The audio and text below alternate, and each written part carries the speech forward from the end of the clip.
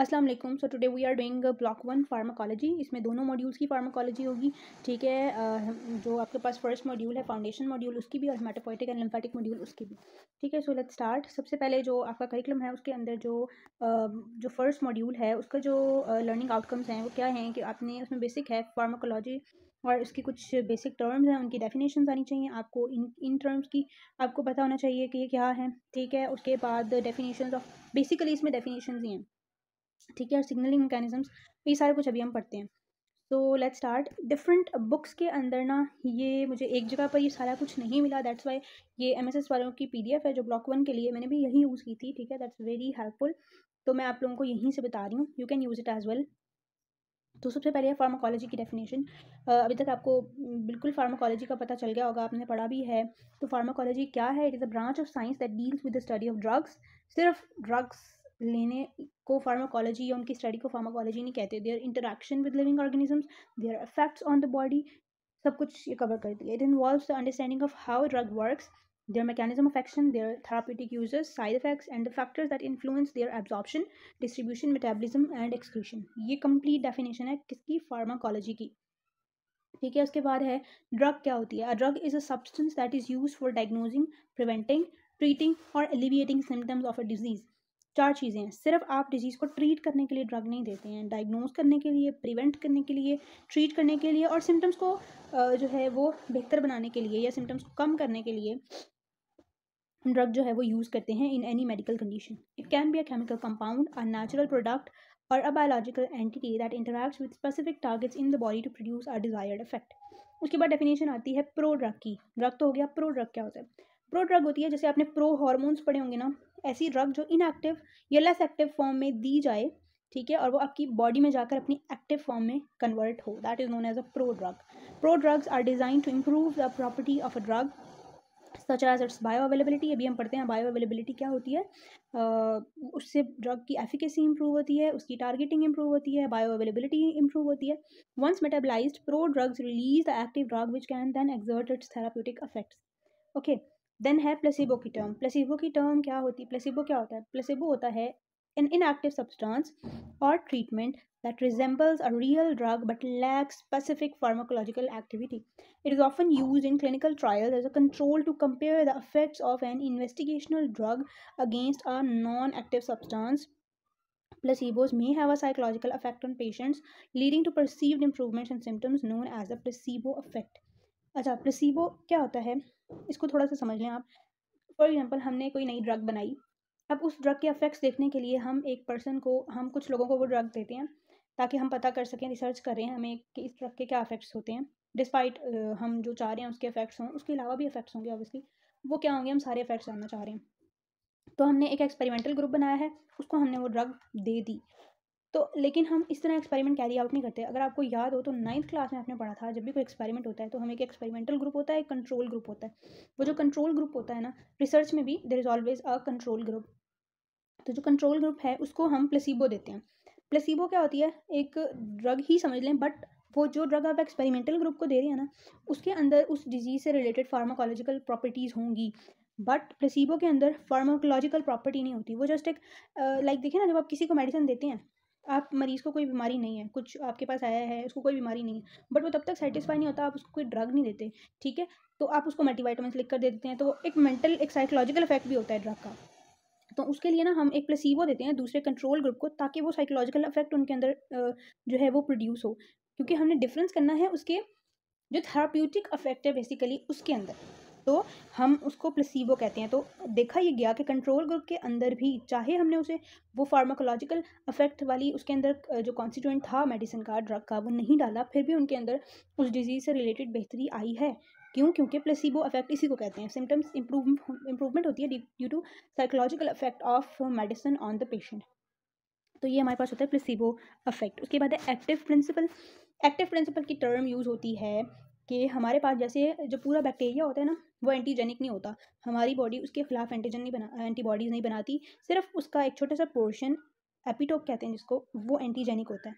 ठीक है, उसके खिलाफ एंटीबॉडीज़ बनती हैं। बिल्कुल इसी तरह जो ड्रग होती है वो पूरी थेराप्यूटिक नहीं होती, उसके अंदर एक छोटा सा कंपोनेंट होता है जिससे हम एक्टिव प्रिंसिपल या एक्टिव जिसके अंदर एक्टिव इंग्रेडिएंट होता है उस ड्रग का, जिसकी जो इफेक्ट्स है, जो इफेक्ट्स प्रोड्यूस कराता है। बाकी सारी तो जो कंपोनेंट्स हैं वो ड्रग को बनाने में इस्तेमाल में, लाइक अगर ड्रग सोल्यूशन फॉर्म में है तो उसके लिए भी कुछ कंपोनेंट्स चाहिए, टैबलेट की फॉर्म में है तो भी कुछ कंपोनेंट्स चाहिए, तो वो उनको बनाने के लिए हेल्प किया है, एसेसरी कंपोनेंट्स हैं, फार्माकोलॉजिकल इफेक्ट नहीं है उनका। तो एक्टिव प्रिंसिपल सिर्फ वो वाला कंपोनेंट है जो कि हमारी बॉडी के अंदर जाकर रिस्पॉन्स प्रोड्यूस करेगा, ठीक है, that interact with specific targets in the body to elicit therapeutic response. उसके बाद है सोर्सेज ऑफ ड्रग्स के। ड्रग्स के सोर्सेज क्या क्या हो सकते हैं? बहुत सारे सोर्सेज हैं ड्रग्स के, यहाँ पर कुछ लिखे हुए हैं क्या क्या सोर्सेज हो सकते हैं। नेचुरल सोर्सेज हैं, सिंथेटिक कंपाउंड हैं, सेमी सिंथेटिक कंपाउंड हैं, बायोटेक्नोलॉजी है, कम्बिनेटोरियल केमिस्ट्री है, ठीक है।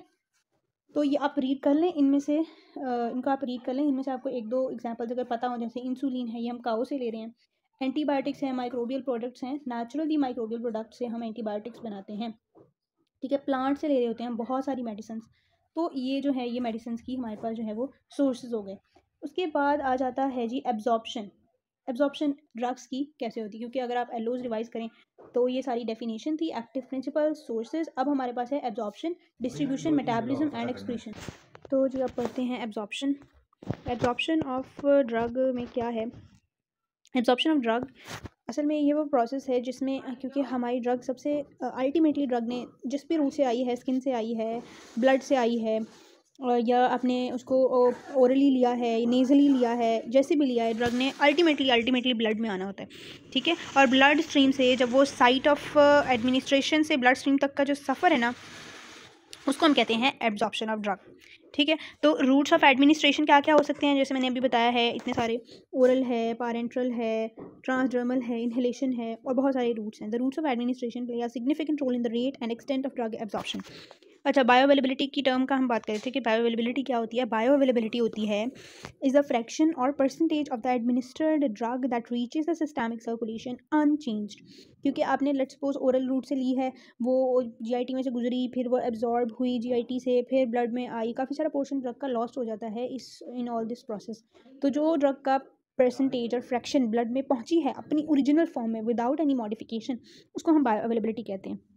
It represents the extent of drug absorption and can vary depending on the route of administration. Obviously आपने ब्लड में दी है तो वो डायरेक्टली ब्लड में आ गई है, तो उसका जो बायोअवेलेबिलिटी है वो बहुत ज़्यादा होगी इंस्टेड के जो आपने ओरली दी है या नेजली दी है, ठीक है। इंट्रावेनस एडमिनिस्ट्रेशन, ठीक है। उसके बाद है it represents the extent of drug absorption and can vary depending on the route of administration. ये हो गया। Intravenous administration typically achieves 100% bioavailability. अभी मैंने आपको ये भी बात बता दिया। वाइल अदर रूट्स में have lower bioavailability due to factors such as incomplete absorption और first pass metabolism.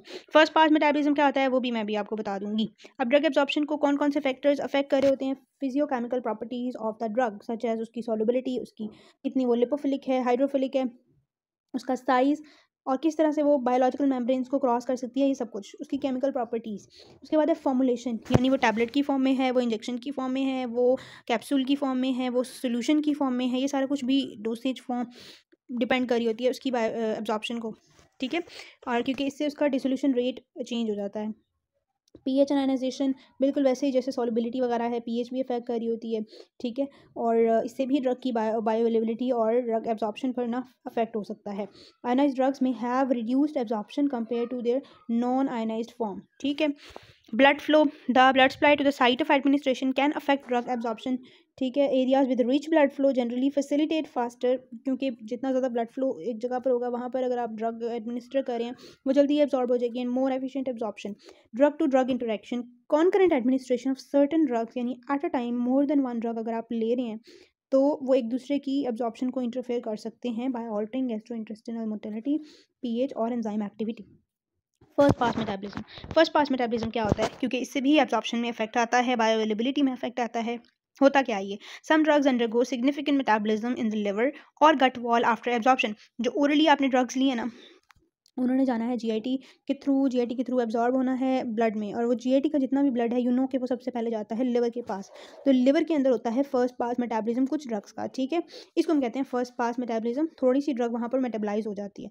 This can reduce there bioavailability, क्योंकि आपको पता है लिवर डिटॉक्सिफिकेशन सेंटर भी है, ठीक है। तो वो ड्रग को बहुत ज़्यादा मेटाबलाइज भी कर देता है, तो इससे उसकी बायोअवेलेबिलिटी कम हो जाती है। Food and drug interactions, the presence of food, obviously कुछ मेडिसिन डॉक्टर कहते हैं खाने से पहले लेनी है, कुछ खाने के बाद लेनी है, कुछ दूध के साथ लेनी है, तो फूड का भी उसकी बायो अवेलेबिलिटी, उसकी एब्जॉर्प्शन पर बहुत ज़्यादा अफेक्ट होता है। देन हमारे पास है rate and onset of action of drugs, the rate of drug absorption determines the onset of action. जितना ज़्यादा वो जिस रेट से वो एब्जॉर्ब हो रही होगी ना, उसका एक्शन उस तरह से होगा। लाइक अगर थोड़ी थोड़ी एब्जॉर्ब हो रही है तो उसका जो एक्शन है वो भी थोड़ा थोड़ा होगा, क्योंकि वो है ही थोड़ी थोड़ी अमाउंट में ब्लड के अंदर। ठीक है, तो इट डिपेंड्स कि उसका किस रेट से वो एब्जॉर्ब हो रही है ऑन इट्स थेरेप्यूटिक अफेक्ट।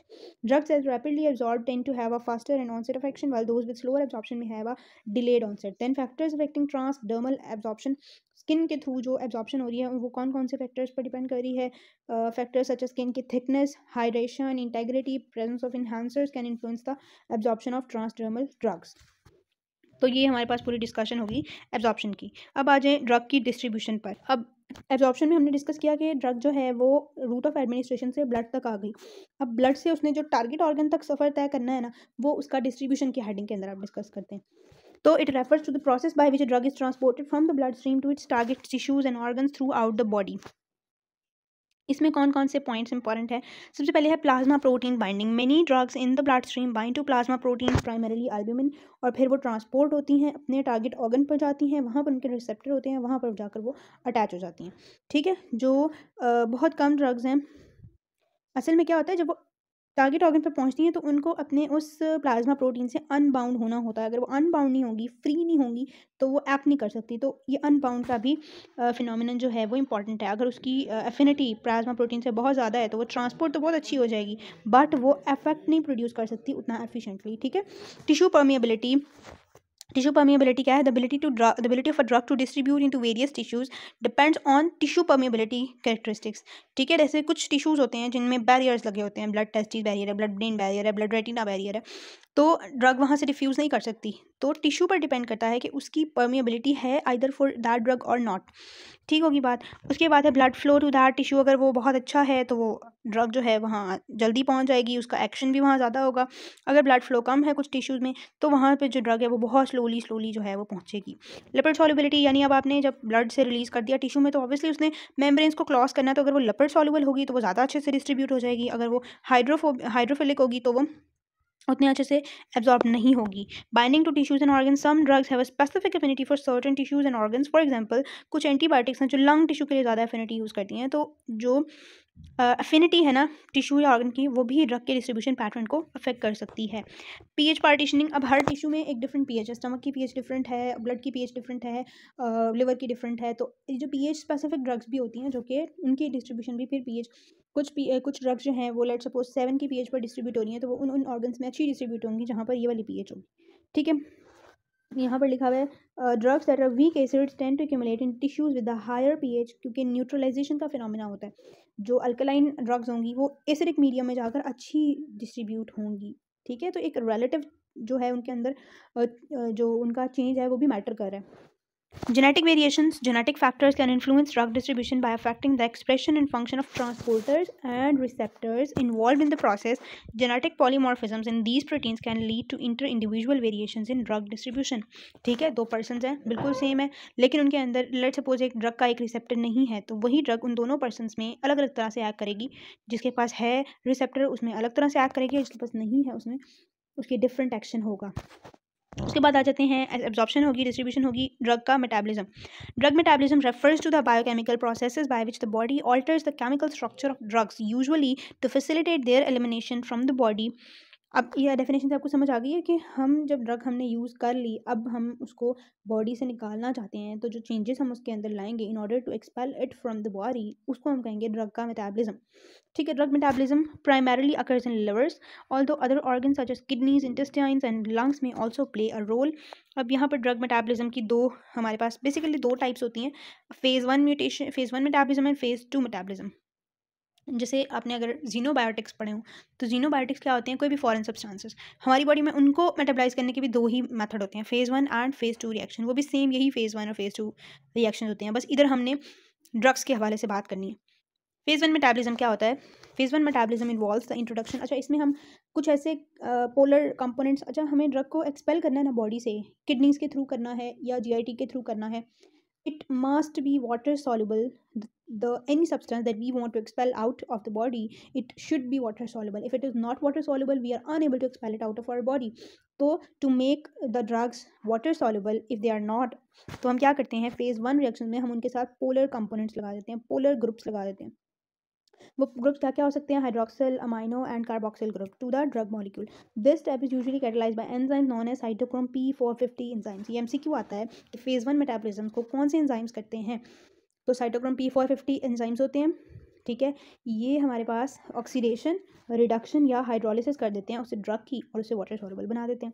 ठीक है, फेज 2 मेटाबॉलिज्म में क्या होता है, phase 2 metabolism involves the conjugation of a drug और its phase 1 molecule with endogenous substances such as glucuronic acid. अच्छा, इस उसमें तो हम ऑक्सीडेशन, हाइड्रोक्शन, रिडक्शन और हाइड्रोलिसिस करवाए थे. इसमें हम कोई और कंपाउंड उसके साथ कोई और मॉलिक्यूल अटैच कर देते हैं. वो मॉलिक्यूल्स कौन कौन से हैं, ग्लूकोरोनिक एसिड, सल्फेट, ग्लूटाथायोन और अमाइनो एसिड्स, एंडोजेनस सब्सटेंसेस. और फिर हम उसको ड्रग को और उसको कॉन्जुगेट कर देते हैं और हम उसको वाटर सॉल्युबल बना देते हैं. This conjugation process increases the water solubility of the drug facilitating its excretion.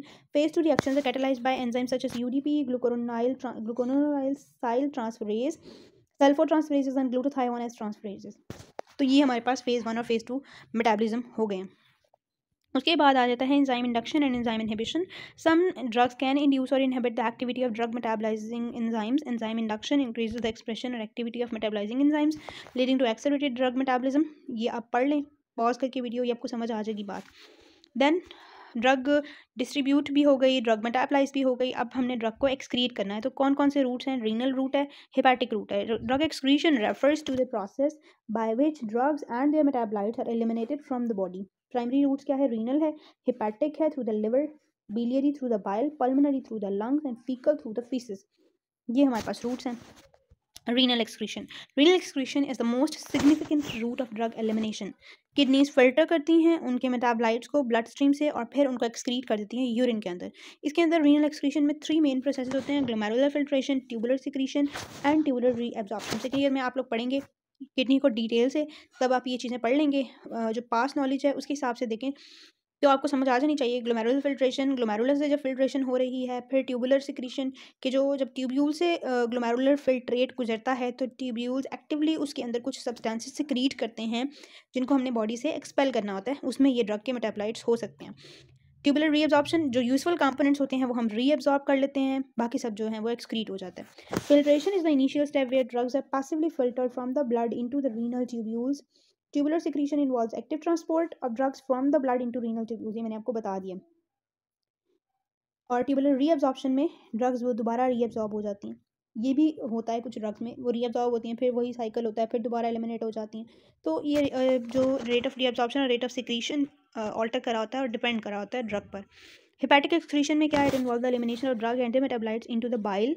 Drugs that are not efficiently metabolised by the liver में अंडरगो डायरेक्ट बिलियरी एक्सक्रीशन. जो जिनकी मेटाबॉलिज्म, जिनका फेज 1 फेज 2 रिएक्शन अच्छे से नहीं होगा, वो लिवर से ही डायरेक्ट बाइल के थ्रू एक्सक्रीट कर दी जाएंगी. These drugs are then eliminated in feces through the process of fecal excretion. Some drugs may undergo enterohepatic circulation where they are reabsorbed from the intestine back into the bloodstream leading to prolonged drug action. ये समझ आ रही है आपको बात कि यानी GIT का सारा ब्लड लिवर में जाता है ना सबसे पहले थ्रू पोर्टल वेन. तो क्या हो सकता है कि लिवर ने बाइल के थ्रू इंटेस्टाइन में भेजी ड्रग, वो इंटेस्टाइन से दोबारा रीअब्जॉर्ब होगी, पोर्टल वेन के थ्रू लिवर में आ गई और फिर दोबारा वही साइकिल. तो इससे जो है ड्रग का प्रोलॉन्ग एक्शन हो जाता है. Then we have pulmonary excretion. कुछ वॉलेटाइल और गैशियस ड्रग्स जो हैं उन्हें हम लिवर लंग्स के थ्रू एक्सपायर करके भी एक्सक्रीट कर सकते हैं. उसके बाद है other routes of excretion, sweat, saliva, tears, breast milk and other body fluids can excrete small amount of drugs and their metabolites. Factors क्या क्या अफेक्ट कर रहे होते हैं, वही फैक्टर्स हैं जो अब्जॉर्प्शन को अफेक्ट कर रहे होते हैं. पीएच, किडनी का function, hepatic function, drug protein binding, molecular weight, lipid solubility and all that. Drug clearance की टर्म यूज होती है.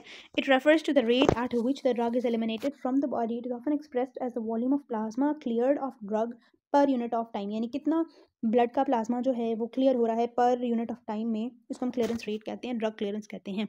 It depends both on drug metabolism और एक्सक्रीशन. ठीक है, उसके बाद हमारे पास अगला जो एलो था मेंशन्ड आपके सिलेबस में, रिसेप्टर्स की टाइप्स. उसके अलावा agonist, partial agonist, antagonist, inverse antagonist, इनकी डेफिनेशंस. हमारे पास जो ड्रग्स होती हैं ना वो डिफरेंट है. यानी ड्रग्स जो है ना हमने उनको क्लासीफाई किया हुआ है. उनमें से एक क्लासिफिकेशन ये है, agonist, partial agonist, inverse agonist, antagonist. Agonist क्या होता है? An agonist is a drug or compound that binds to a receptor and activates it, producing a biological response. जो एगनिस्ट होता है, जब वो रिसेप्टर पर बाइंड करता है, रिसेप्टर को एक्टिवेट कर देता है, ठीक है। फॉर एग्जांपल मॉर्फिन एक एगनिस्ट है, ओपियोइड रिसेप्टर्स पर जब ये बाइंड करता है सेंट्रल नर्वस सिस्टम में, ओपियोइड रिसेप्टर्स ना रिसेप्टर्स होते हैं जो पेन रिलीव करते हैं, ठीक है, यानी इनके जो नर्व फाइबर होते हैं ना, वो पेन पाथवे को ब्लॉक कर रहे होते हैं। तो जब मॉर्फिन इन पर बाइंड करता है तो ये एक्टिवेट हो जाते हैं, ये एक्टिवेट होते हैं तो जो पेन पाथवे को ब्लॉक करने वाला जो इनका मैकेनिज्म है वो एक्टिवेट हो जाता है। तो ये मॉर्फिन इनका एगनिस्ट होता है। पार्शियल एगनिस्ट होता है, a partial agonist is a drug और compound that combines to a receptor और activate it, but response agonist की निस्बत हाफ हो जाता है। चाहे हम इसकी पूरी भी कंसंट्रेशन दे दें, ये पार्शियल रिस्पॉन्स प्रोड्यूस करता है और इनकी इंटरमीडिएट एफिकेसी होती है as compare to full agonist. For example buspirone is a partial agonist that acts on serotonin receptors. It is used to treat anxiety disorders and exhibits anxiolytic effects but to a lesser extent than full agonist like benzodiazepine. Serotonin के receptor पर buspirone act करता है और वहाँ का partial agonist है, ठीक है, फुल रिलीफ नहीं देता, थोड़े लेवल्स पर। अच्छा, जो पार्शियल एगनिस्ट वाली ड्रग्स होती हैं ना, कभी कभी हम एक पर्सन को एंटेगनिस्ट दे रहे थे ना, एंटेगनिस्ट रिसेप्टर को ब्लॉक कर देता है, तो हम उसको साथ पार्शियल एगनिस्ट दे रहे होते हैं ताकि पूरा का पूरा मैकेनिज्म ही ब्लॉक ना हो जाए, थोड़ा थोड़ा हो भी रहा हो तो हम साथ उसको पार्शियल एगनिस्ट देते हैं। कॉम्बिनेशन में ये ड्रग यूज़ होती हैं। इनवर्स एगनिस्ट क्या होता है? An inverse agonist is a drug और compound that binds to a receptor and produces the opposite effect of an agonist. तो जो हमारे पास इनवर्स एगनिस्ट है, it is a drug that binds to a receptor and produces opposite effect of an agonist. Inverse agonist is actually antagonist, ठीक है, और ये हमारे पास रिसेप्टर को इनएक्टिव कर देता है। एग्जांपल दी हुई है, rimonabant cannabinoid receptor antagonist act as inverse agonist. It reduces the constitutive activity of cannabinoid receptor, resulting in appetite suppression and weight loss. Then हमारे पास आ जाता है कि रिसेप्टर्स की कौन कौन सी टाइप्स होती हैं, ये आपने पढ़ा भी है। G protein couple receptors, receptor tyrosine kinases, ion channels and nuclear receptors, और आगे उनकी जो है वो सेकंड मैसेंजर्स बताए हुए हैं। सेकंड मैसेंजर सिस्टम आप डिटेल से पढ़ चुके हैं, ठीक है, सो दैट्स वाई मैं उस पर इतना फोकस नहीं करी। हम नेक्स्ट टॉपिक पर मूव करते हैं। नेक्स्ट टॉपिक हमारा है ऑटोनॉमिक नर्वस सिस्टम के रिसेप्टर्स। ऑटोनॉमिक नर्वस सिस्टम के अंदर हमारे पास, अगर आप ऑटोनॉमिक नर्वस सिस्टम को रिवाइज करें तो ऑटोनॉमिक नर्वस सिस्टम में दो तरह के फाइबर्स होती हैं, पैरासिम्पैथेटिक एंड सिंपैथेटिक, और इन दोनों तरह के फाइबर्स में दो फाइबर्स होते हैं, pre ganglionic and post ganglionic. जो पैरासिम्पैथेटिक के दोनों के जो प्री गैंग्लियोनिक फाइबर्स होते हैं ना, पैरासिम्पैथेटिक और सिंपैथेटिक दोनों के, वो रिलीज करते हैं एसिटाइल कोलिन, ठीक है। तो वो कौन से वो क्या हुए, एसिटाइल कोलिन सिक्रीट करते हैं। अच्छा, जो हमारे पास जो पोस्ट गैंग्लियोनिक फाइबर्स हैं वो रिलीज करते हैं पैरासिम्पैथेटिक के एसिटाइल कोलिन ही रिलीज करते हैं, और एड्रीनलिन के, या जो हमारे पास सिंपैथेटिक नर्वस सिस्टम के हैं वो हमारे पास एड्रीनलिन और नॉर एड्रीनलिन रिलीज करते हैं। यानी उनके जो रिसेप्टर्स होंगे वो एड्रीनर्जिक रिसेप्टर्स होंगे सिंपैथेटिक के पोस्ट गैंग्लियोनिक फाइबर्स के, और पोस्ट पैरासिम्पैथेटिक के पोस्ट गैंग्लियोनिक फाइबर्स होंगे हमारे पास कोलिनर्जिक। कोलिनर्जिक रिसेप्टर्स पर एक्ट करेगा एसिटाइल कोलिन। अब हमारे पास इसी क्लासिफिकेशन की वजह से जो एसिटाइल कोलिन है उसके दो तरह के रिसेप्टर्स होते हैं, निकोटिनिक और मस्करिनिक। कोलिनर्जिक रिसेप्टर्स दो तरह के होते हैं, एक मैंने आपको बताया parasympathetic system acetyl choline release कर रहा है गैंग्लियन के लेवल पर, ठीक है, जब प्री गैंग्लियोनिक और पोस्ट गैंग्लियोनिक फाइबर्स जिस लेवल पर साइनैप्स कर रहे हैं जहाँ एसिटाइल कोलिन रिलीज हो रहा है, वहाँ पर जो रिसेप्टर्स हैं वो निकोटिनिक रिसेप्टर हैं वो कोलिनर्जिक ही, बट वो निकोटिनिक टाइप के हैं। जबकि जो पोस्ट गैंग्लियोनिक के एंड से एसिटाइल कोलिन निकल रहा है पैरासिम्पैथिक नर्वस सिस्टम के, वो जिन रिसेप्टर्स पर एक्ट कर रहा है वो मस्कोरिनिक कोलिनर्जिक रिसेप्टर्स हैं। यहाँ पर अगर आप कोलिनर्जिक को देखें तो ऑटोनॉमिक गैंग्लिया के अंदर कोलिनर्जिक निकोटिनिक है, न्यूरोमस्कुलर जंक्शन पर भी निकोटिनिक है, जबकि बाकी सारे ऑर्गन्स पर हमारे पास मस्करिनिक रिसेप्टर्स होते हैं, और इनका फंक्शन भी लिखा हुआ है, वो भी आप पढ़ लें। उसके बाद जो एड्रीनर्जिक रिसेप्टर्स होते हैं, एड्रीनर्जिक रिसेप्टर्स की 5 टाइप्स हैं, एड्रीनर्जिक अल्फा रिसेप्टर्स और adrenergic beta receptors. Adrenergic alpha की आगे से अल्फा 1 एंड अल्फा 2, बीटा की आगे से 3 है, बीटा 1, 2 एंड 3। इनकी लोकेशन आपने याद करनी है, ये आपको एमसीक्यू में आ सकती है, ठीक है। जो एड्रीनर्जिक रिसेप्टर्स हैं ऑब्वियसली उन्होंने रिस्पॉन्ड करना है in presence of acetyl choline, sorry adrenaline and nor adrenaline. Cholinergic ने एसिटाइल कोलिन, चाहे वो निकोटिनिक है या मस्करिनिक है, और एक्शंस भी आप इसके पढ़ लीजिएगा। अब हमारे पास आते हैं सेकेंड मॉड्यूल की एलोस पर। पहले हम इसके एलोस देख लेते हैं।